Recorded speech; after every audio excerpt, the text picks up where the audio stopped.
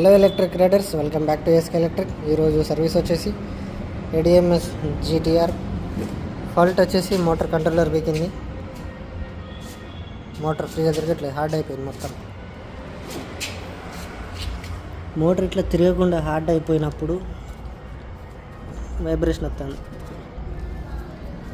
అంటే controller short అయిపోతే motor అట్లా హార్డ్గా తిరుగుతుంది. చేంజ్ చేద్దాం యూనివర్సల్ కంట్రోలర్కి. అండ్ ఇంకోటి అటుగా తిప్పి పెడతా అనుకున్నారు.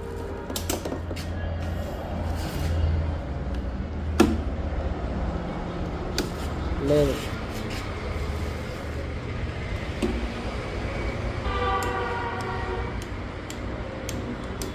తిరగదు, పోయింది. ఇంకా హార్డ్ అయిపోయింది తాళం అని చెప్తే. కంట్రోలర్ వైరింగ్ కథం తీసేసిన పాత కంట్రోలర్ రిప్లేస్డ్ విత్ న్యూ.